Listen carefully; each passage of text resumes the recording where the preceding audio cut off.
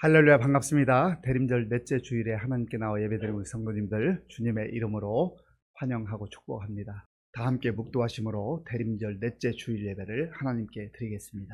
너희 모든 나라들아 여호와를 찬양하며 너희 모든 백성들아 그를 찬송할지어다. 우리에게 향하신 여호와의 인자하심이 크시고 여호와의 진실하심이 영원함이로다. 할렐루야, 아멘. 아버지 하나님 감사합니다. 대림절을 경건하게 보내게 하시고 오늘 넷째 주일로 하나님께 영광 돌릴 수 있도록 인도해 주셔서 감사합니다. 주의 은혜를 사모하며 나와 예배드리는 우리 성도들 긍휼히 여겨주시고 우리의 예배를 기쁘게 받아 주시옵소서. 예수님의 이름으로 기도하옵나이다. 아멘. 교독문 118번을 교독하겠습니다. 나는 시온의 의가 빛같이 예루살렘의 구원이 횃불같이 나타나도록 시온을 위하여 잠잠하지 아니하며 예루살렘을 위하여 쉬지 아니할 것이요 이방 나라들이 네 공의를 뭇 왕이 다 네 영광을 볼 것이요 너는 여호와의 이름으로 정하실 새 이름으로 일컬음이 될 것이요 너는 또 여호와의 손의 아름다운 관 네 하나님의 손의 왕관이 될 것이라.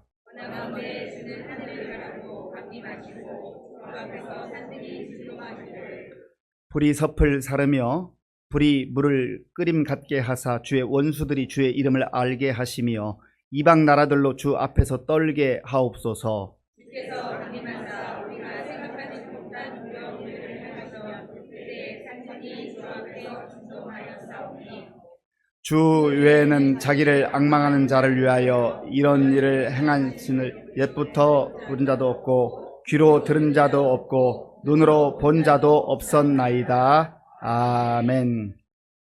이 시간 지난 한 주간을 돌아보며 우리의 죄를 하나님께 참회하는 기도를 드리겠습니다. 그러므로 이제 그리스도 예수 안에 있는 자에게는 결코 정죄함이 없나니 이는 그리스도 예수 안에 있는 생명의 성령의 법이 죄와 사망의 법에서 너를 해방하였음이라. 아멘. 나는 전능하신 아버지 하나님 천지의 창조주를 믿습니다. 나는 그의 유일하신 아들 우리 주 예수 그리스도를 믿습니다. 그는 성령으로 잉태되어 동정녀 마리아에게서 나시고 본디오 빌라도에게 고난을 받아 십자가에 못 박혀 죽으시고 장사된 지 사흘 만에 죽은 자 가운데서 다시 살아나셨으며 하늘에 오르시어 전능하신 아버지 하나님 우편에 앉아 계시다가 거기로부터 살아있는 자와 죽은 자를 심판하러 오십니다. 나는 성령을 믿으며 거룩한 공교회와 성도의 교제와 죄를 용서받는 것과 몸의 부활과 영생을 믿습니다. 아멘. 하나님 아버지 감사합니다. 저희들을 오늘 대림절 넷째 주일 하나님의 성전을 올라와 살아계신 하나님께 영과 진리로 이 시간 예배하게 하시니 이 예배를 통해서 하나님께만 영광이 되게 하시고 오늘 또 하나님께서 준비한 귀한 말씀을 통해서 세상에서 찢기고 상한 마음이 위로받고 힘을 얻고 하나님이 기뻐하는 모습으로 다시 한번 우리의 믿음을 새롭게 다지는 복된 예배 시간 되도록 인도해 주시옵소서. 지난 한 주일 동안도 저희들 세상에 살면서 믿음 안에 산다고 살아왔지만 돌아보면 하나님께 부끄러운 모습이 너무나 많습니다. 저희들의 부족한 모습 아시고 택하여 주신 아버지 하나님, 저희들의 허물은 십자가에 뒤에 가리워 주시고 작은 믿음 들고 주님 앞에 섰사오니 그 믿음을 통해서 산을 옮길 수 있는 담대한 믿음의 소유자로 살아갈 수 있도록 주님께서 은혜 베풀어 주시옵소서. 저희 교회를 이곳에 세워주시고 저희들을 먼저 불러서 하나님의 일꾼으로 세워주셨사오니 넉넉히 감당할 수 있는 믿음 주시고 하나님께서 베풀어 주시는 그 귀한 은혜를 통해서 넉넉히 주신 은혜 감당할 수 있도록 주님께서 은혜 베풀어 주시옵소서. 이 교회에 당예로부터 유치부에 이르기까지 모든 기관들이 올 한 해에는 주의 말씀 안에 든든히 세워주심을 감사합니다. 내년 2025년도 주님께서 저희 교회를 올 한 해보다 더 든든히 붙들어 주시고 인도하여 주셔서 하나님 앞에 귀한 모습으로 쓰임받는 아름다운 교회가 될 수 있도록 주님께서 인도해 주시옵소서. 그를 위해서 저희들이 각자 귀하게 하나님의 일꾼들로, 하나님께서 쓰시기에 부족함이 없는 귀한 일꾼들로 세워져 갈 수 있도록 주님께서 도와주시옵소서. 특별히 저희 교회 올 한 해에는 새 가족을 많이 보내주심을 감사합니다. 우리 교회 잘 정착하여서 함께 믿음 생활 기쁨으로 잘 감당할 수 있도록 주님께서 도와주시어서 저희와 함께 하나님의 나라에 이를 때 참으로 칭찬받는 귀한 성도들로 세워질 수 있도록 인도해 주시옵소서.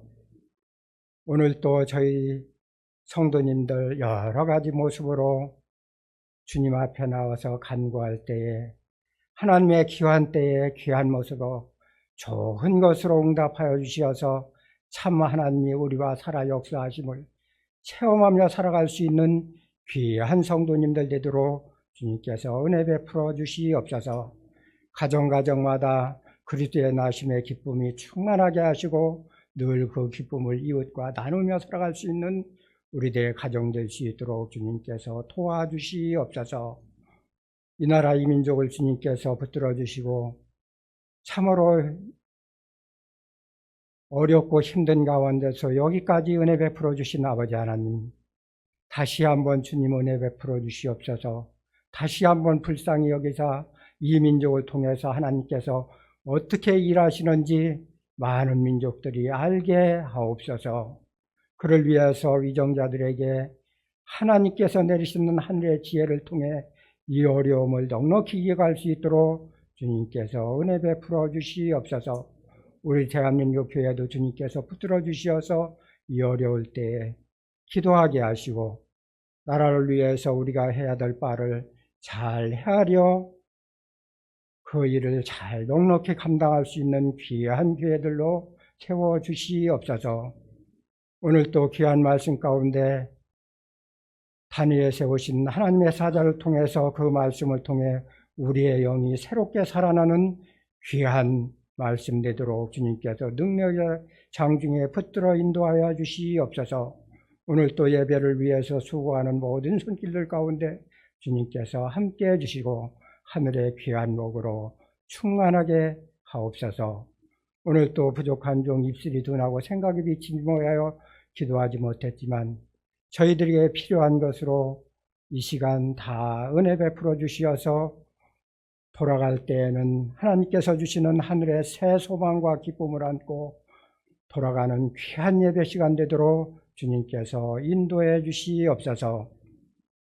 마지막까지 성삼위 하나님 함께 해주시다 사탄막이 틈타지 못하도록 주님 지켜주시기를 원하옵고 예수님의 이름으로 간절히 기도 올려옵나이다. 아멘. 하나님께서 오늘 우리에게 주시는 말씀은 마태복음 1장 18절에서 25절까지입니다. 신약 성경 1조 마태복음 1장 18절에서 25절까지의 말씀을 교독하겠습니다.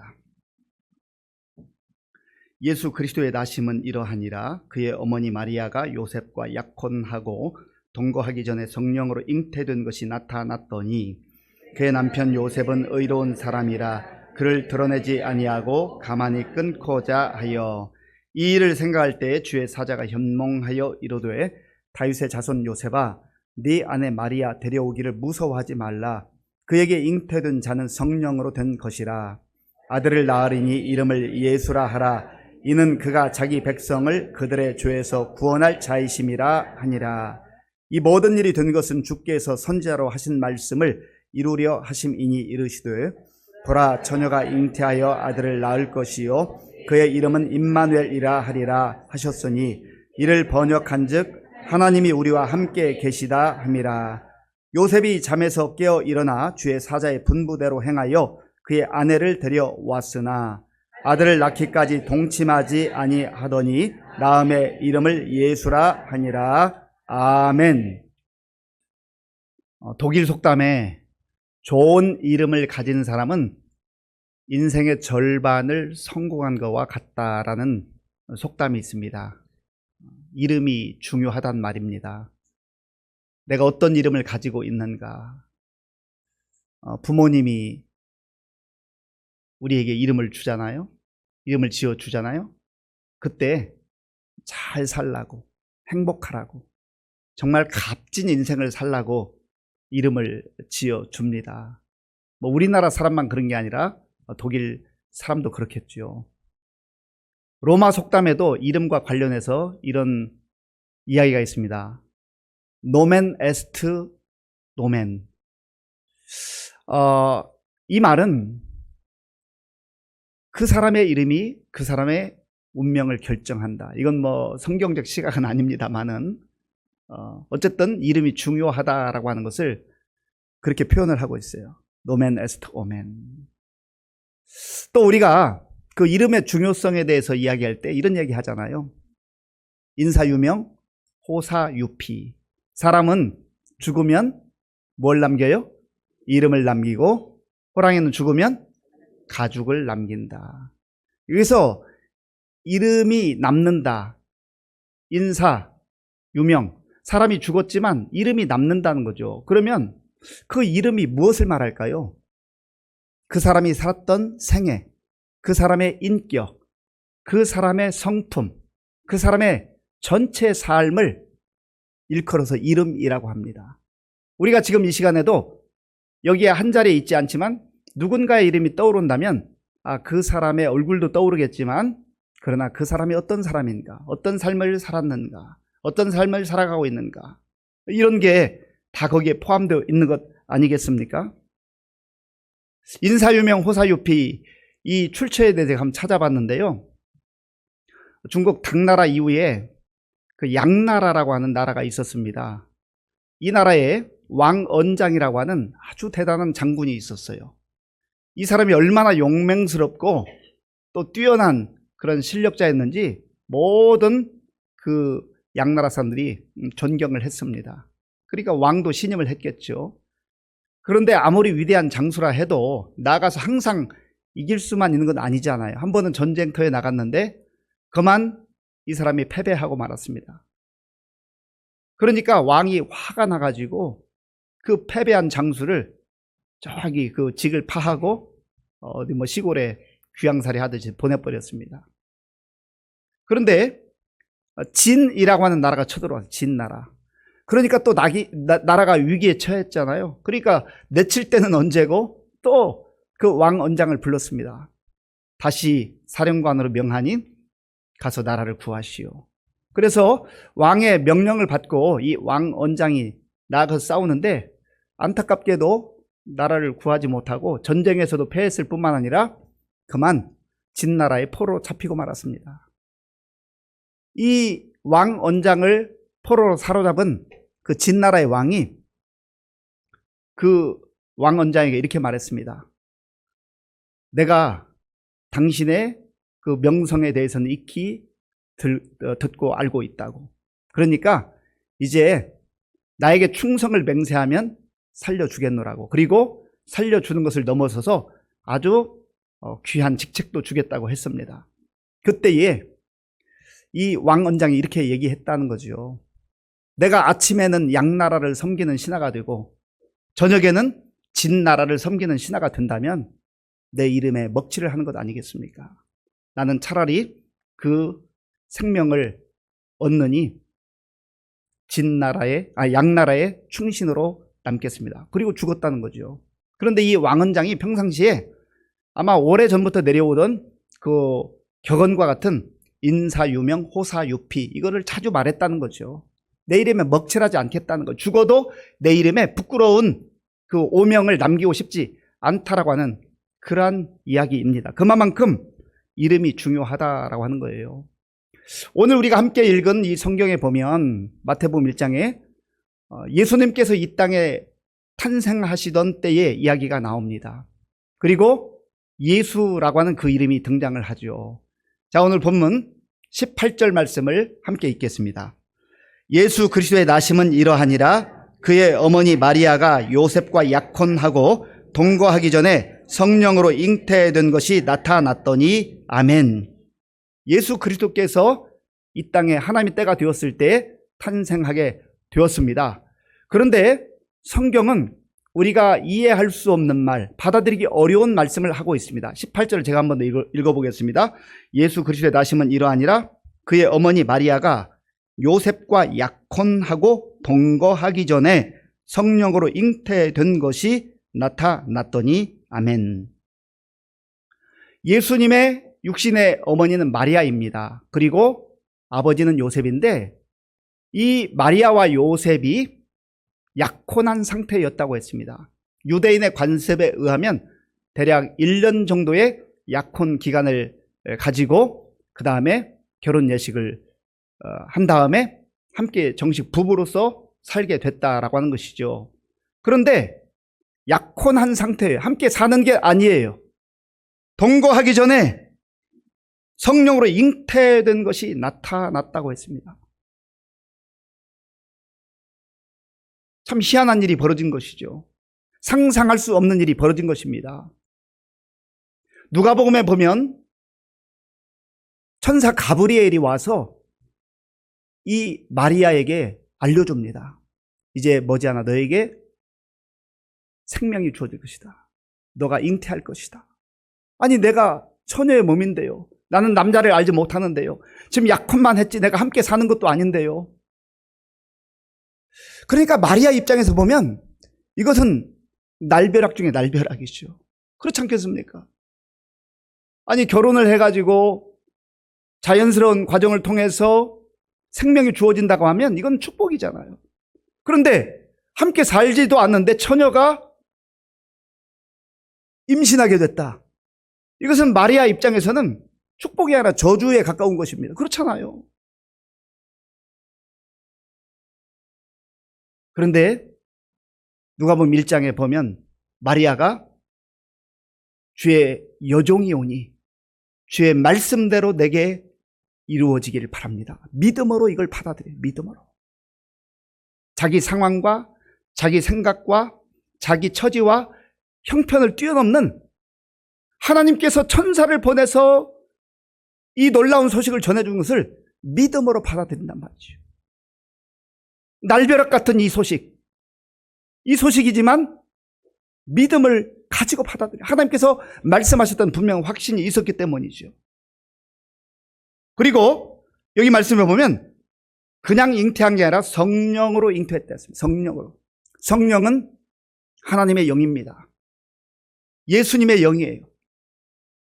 성령 하나님께서 생명을 처녀의 몸에 잉태케 하셨다. 이것은 아이고 그게 어떻게 가능해? 불가능하지요. 사람의 입장에서는 불가능하지요. 나는 불가능한 일이죠. 인간의 입장에서는 누구도 이렇게 할 수 없죠. 그러나 하나님이시기 때문에 가능한 거예요. 하나님은 전능하신 하나님이잖아요. 내가 못한다 해서 나에게 불가능하다 해서 하나님도 못하시고 하나님에게도 불가능한 게 아니라고 하는 것입니다. 우리가 하나님을 믿을 때는 바로 내 수준의 하나님, 아니 나보다 조금 더 뛰어난 그런 하나님을 믿는 게 아니라 전능하신 하나님을 믿는 거예요. 처녀의 몸에도 하나님이 특별한 뜻이 계셔서 생명을 주시는 그 전능하신 하나님, 성령 하나님, 그 하나님을 믿는 것이죠. 그런데 이 사실이 약혼했던 약혼자 요셉에게도 전해집니다. 자, 본문 19절 말씀. 19절 제가 읽겠습니다. 그의 남편 요셉은 의로운 사람이라 그를 드러내지 아니하고 가만히 끊고자 하여 아멘. 그의 남편 요셉은 했는데 약혼자들을 남편이라고 부르기도 했습니다. 그런데 약혼한 이 요셉의 입장에서 보면 이 소식을 들었어요. 마음이 어땠을까요? 성경에는 요셉이 이 소식을 어떻게 알게 됐을까 자세히 설명하지 않습니다. 아마도 천사 가브리엘을 통해서 성령으로 잉태된 이 소식을 아마 가서 솔직하게 얘기하지 않았을까, 그렇게 추정해 볼 뿐이지요. 어쨌든 이 소식을 알게 됐어요. 요셉 입장에서는 그야말로 청천벽력이죠. 그럴 뿐만 아니라 이런 일은 있을 수가 없어.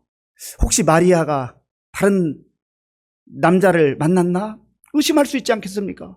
이것은 상상 밖의 일이 벌어진 것 아니겠어요? 마리아는 와서 분명히 성령으로 잉태됐다고 천사 가브리엘을 통해서 들었다고 얘기했지만 그게 어떻게 받아들일 만한 내용이냐 말이죠. 불가능한 이야기 아닙니까? 그런데 그래도 이 요셉이 마리아를 사랑했던 것 같아요. 이거 공개적으로 이야기하면 당대의 율법에 의하면 결혼하지 않고 이렇게 임신을 하게 된다고 한다면 돌에 맞아 죽는 그러한 정말 수치와 모욕과 죽임을 당하는 그러한 끔찍한 일이 벌어져야 했거든요. 그러니까 오늘 19절에 보니까 그의 남편 요셉은 의로운 사람이라 그를 드러내지 아니하고 가만히 끊고자 하여. 그래서 내심 고민한 거예요. 이거 드러내서 아주 공개적으로 망신 주고 싶어 하지는 않았던 것 같습니다. 이런 고민에 휩싸였을 때에 주의 사자가 그를 찾아오죠. 20절, 21절 말씀, 20절과 21절 우리 함께 읽겠습니다. 이 일을 생각할 때에 주의 사자가 현몽하여 이르되 다윗의 자손 요셉아 내 아내 마리아 데려오기를 무서워하지 말라. 그에게 잉태된 자는 성령으로 된 것이라. 아들을 낳으리니 이름을 예수라 하라. 이는 그가 자기 백성을 그들의 죄에서 구원할 자이심이라 하니라. 아멘. 인간적인 고민과 갈등 가운데 그래도 어떻게라도 마리아를 공개적으로 그렇게 수모를 당하는 것을 막아보려고 했던 이 요셉에게 주의 사자가 찾아와요. 다윗의 자손 요셉아 두려워하지 말라. 두려워하지 말라. 무서워하지 말라. 그에게 잉태된 자는 성령으로 된 것이라. 이 말을 들었을 때 요셉이 마음이 어땠을까요? 정신이 번쩍 뛰었을 것 같아요. 그 혼미로웠던 그의 마음이 정말 갈등이 심했던 그의 마음속에 마리아가 성령으로 잉태됐다고 얘기했는데 지금 자기 자신에게도 꿈에 주의 사자가 나타나서 마리아가 임신한 것은 성령으로 한 것이다. 성령으로 잉태된 것이다. 이렇게 말할 때 그의 의심, 그의 불안, 그의 염려가 눈녹도 사라지지 않았겠습니까? 그리고 주의 사자가 요셉에게 무서워하지 말라. 두렵고 무섭고 그러한 상황 가운데 있을 때 그렇게 말씀하신 거죠. 사랑하는 성도 여러분, 저와 여러분들에게도 생각지 못했던 일들이 벌어질 때가 있어요. 전혀 예기치 못했던 상황들이 우리 눈앞에 다가올 때가 있어요. 우리의 상식과 우리의 경험과 우리의 지식과 우리의 이성적 판단을 넘어서는 그러한 일들이 벌어질 때가 있어요. 지금 마리아와 요셉과 같이 정말 날벼락 같은 그런 일들이 우리 앞에 다가올 때가 있잖아요. 주님께서 우리에게 허락하실 때 우리를 괴롭게 하고 우리를 힘들게 하고 우리를 망하게 하기 위해서 그런 것이 아니라 하나님의 섭리와 뜻이 있단 말이죠. 그래서 하나님께서는 바로 그러한 처지와 형편 가운데 있는 요셉을 찾아오셔서 무서워하지 말라, 두려워하지 말라, 이 모든 일은 성령으로 말미암아 된 것이다 말씀하신 거예요. 하나님은 하나님의 일을 그냥 홀로 하시지 않습니다. 하나님의 사람들에게 알려주셔요. 아브라함에게도 알려주셨고 모세에게도 알려주셨고 다윗에게도 알려주셨어요.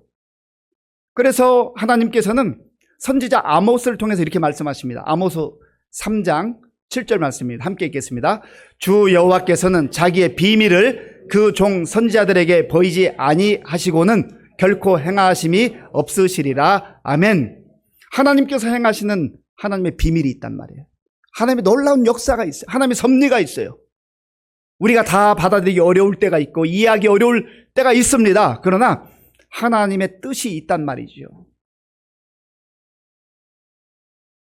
하나님께서 요셉에게 이렇게 말씀하시죠. 21절을 제가 한번 읽겠습니다. 아들을 낳으리니 이름을 예수라 하라. 이는 그가 자기 백성을 그들의 죄에서 구원할 자이심이라 하니라. 아멘.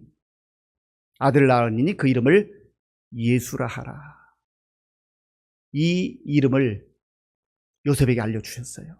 아들을 낳을 터인데 그 아들은 성령으로 잉태가 되었고 그 이름을 예수라 하라. 그래서 우리가 예수님 믿는 거예요. 이 예수님 이름의 뜻을 우리가 잘 기억할 필요가 있습니다. 어떤 분들은 교회를 5년, 10년, 20년, 30년 다녔는데도 예수님이 무슨 뜻이죠? 예수님의 이름이 무슨 뜻이죠? 하고 물어보면 갑자기 당황해서 모른다고 할 때가 있어요. 성경이 분명히 말합니다. 예수님의 이름의 뜻을 오늘 21절에서 말씀합니다. 아들을 낳으리니 이름을 예수라 하라. 이는 그가 자기 백성을 그들의 죄에서 구원할 자이심이라. 아멘. 자기 백성을 그들의 죄에서 구원할 자. 그러니까 예수라는 이름의 뜻은 구원자라는 뜻이에요. 구원자. 구원이라는 게 무슨 뜻입니까? 구원은 절망과 또 죽음 가운데서 빠져나와야 되는데 나올 수가 없어요. 내가 아무리 발버둥 쳐도 나올 수가 없어요. 그럴 능력이 안 돼요. 그러니까 누군가 건져주는 것, 그걸 구원이라요. 구원.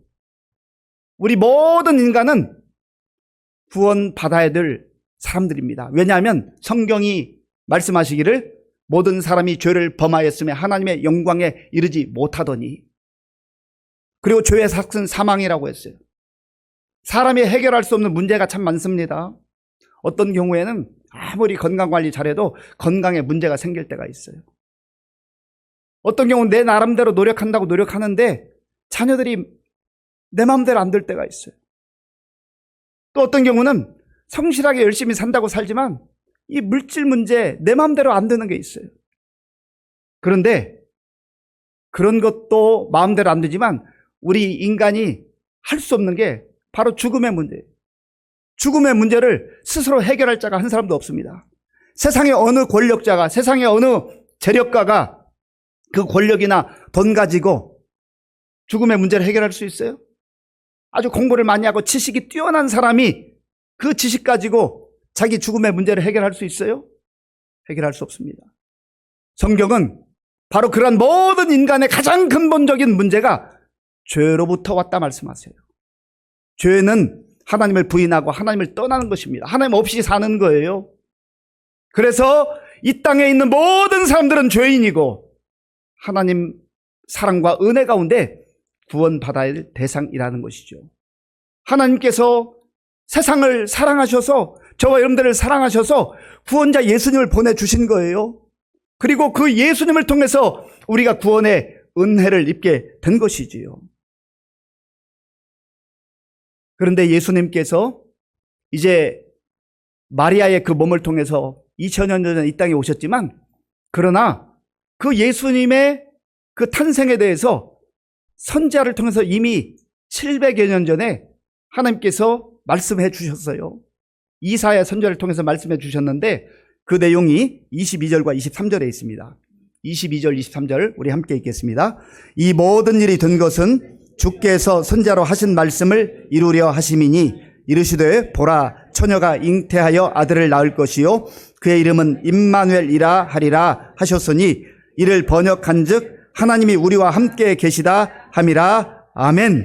이 모든 일이 된 것은 그저 우연히 어느 때에 벌어진 것이 아니라 주께서 선지자로 하신 말씀을 이루려 하심이라 하신 것이죠. 예수님이 마리아의 몸에 잉태되기 전 700여 년 전에 이사야라고 하는 선지자가 이 예언의 말씀을 선포했습니다.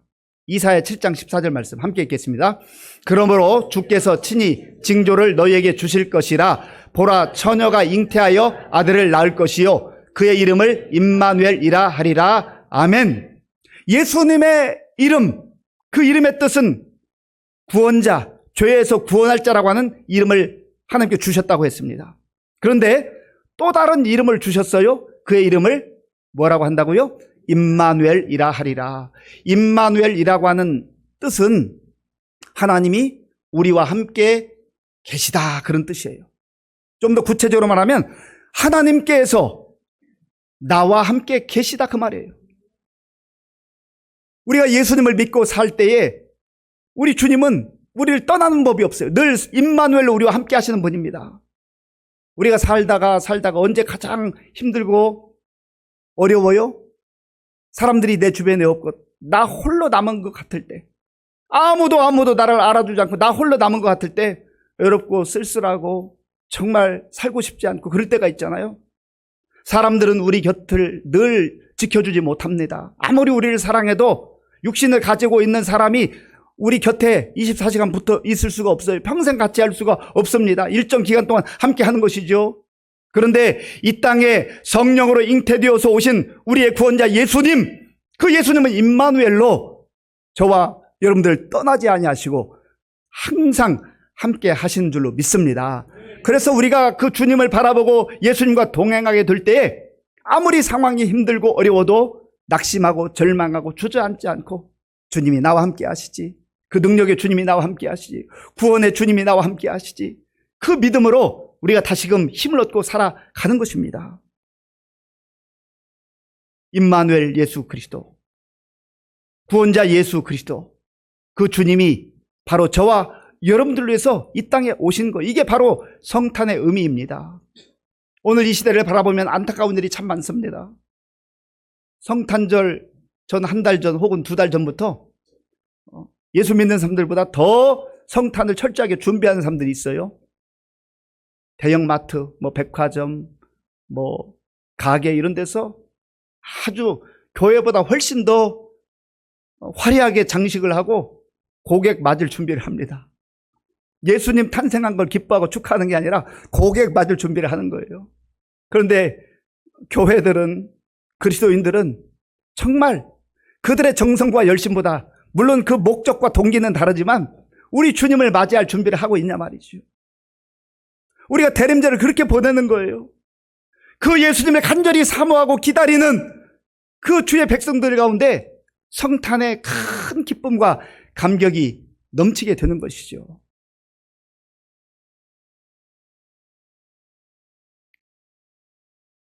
이 주의 사자의 말씀을 들은 요셉이 어떻게 반응을 했습니까? 그 내용이 24절과 25절에 있습니다. 24절, 25절 제가 읽겠습니다. 요셉이 잠에서 깨어 일어나 주의 사자의 분부대로 행하여 그의 아내를 데려왔으나 아들을 낳기까지 동침하지 아니하더니 나음에 이름을 예수라 하니라. 아멘. 요셉이 잠에서 깼어요. 꿈에서 주의 사자의 음성을 들었던 것이거든요. 그런데 이것을 그냥 꿈으로만 치부하지 아니하고 주께서 나에게 주신 말씀이다, 말씀으로 받아들이는 거예요. 믿음으로 받아들이는 거예요. 그리고 어떻게 합니까? 주의 사자의 분부대로 행하여 말씀에 순종하는 거예요. 말씀대로 순종하는 가운데에 요셉도 마리아도 정말 이 역사 속에 단 한 번 이루어진 예수 그리스도의 성육신의 그 은혜를 누리는 주인공이 된 것 아니겠습니까? 사랑하는 성도 여러분, 우리의 살아가는 삶의 환경을 볼 때 때로는 우리의 생각을 넘어서는, 우리의 이성적 판단을 넘어서는, 그리고 사람들이 말하는 그런 의견을 넘어서는 하나님의 역사와 일들이 있습니다. 그때에 우리가 불안해하거나 두려워하지 말고 하나님께서 주시는 약속의 말씀을 붙들고 하나님이 하시는 일이라고 한다면 그대로 믿음으로 순종할 수 있는 저와 여러분들이 될 수 있기를 바랍니다.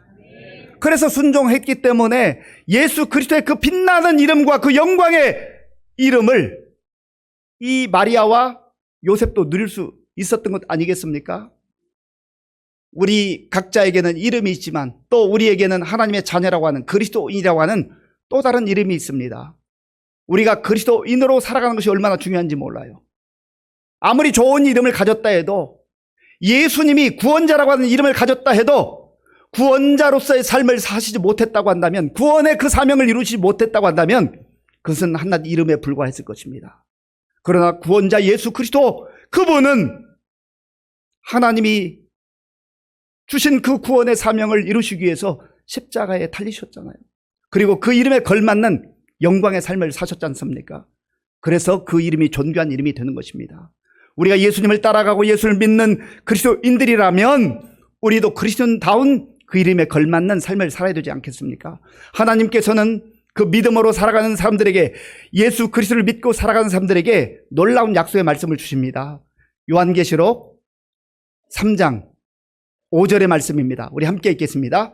이기는 자는 이와 같이 흰 옷을 입을 것이요 내가 그 이름을 생명책에서 결코 지우지 아니하고 그 이름을 내 아버지 앞과 그의 천사들 앞에서 시인하리라. 아멘.